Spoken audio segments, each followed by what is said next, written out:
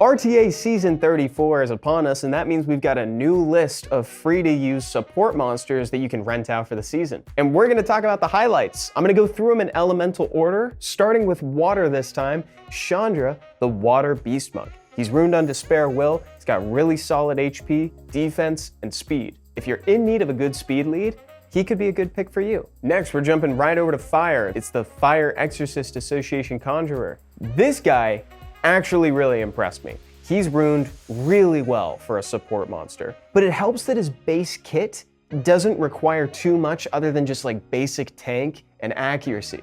And he definitely has that. He has an additional 21.6 thousand HP, he has over 600 additional defense, and 123 speed on Violent Revenge, which is exactly how you want to be ruining a unit like this. And he actually has more accuracy than it might seem at first, even though 64 is plenty, but his artifact substats give him more. And we definitely want that because his passive has a built-in ability to steal buffs off anybody he attacks, including on revenge procs. The other half of his passive also nets him 30% bar whenever an ally is attacked. So he's just constantly being fed turns. I like this monster so much that I'm actively picking this support monster in C1 RTA. So he's definitely a highlight.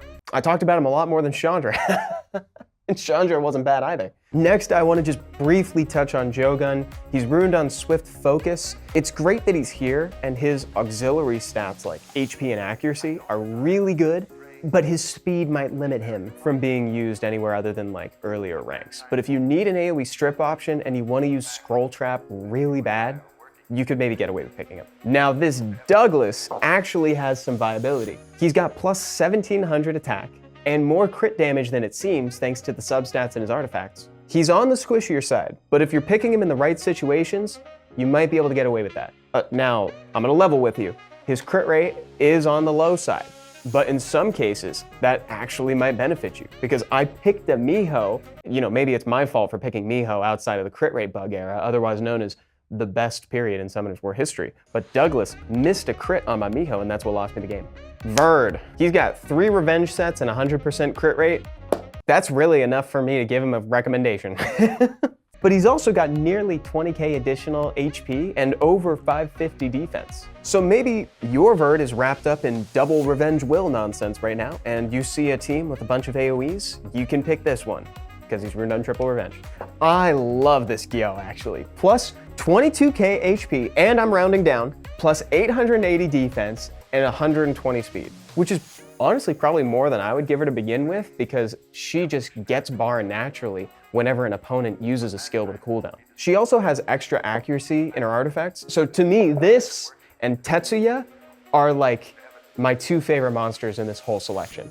They're well ruined to support their kits, and everything just makes sense. Angela too, actually. She's tanky and has nearly 100% resistance without being ruined on slot 6 res. This is honestly pretty efficient. The last wind unit I'll talk about is the Wind Robo G92.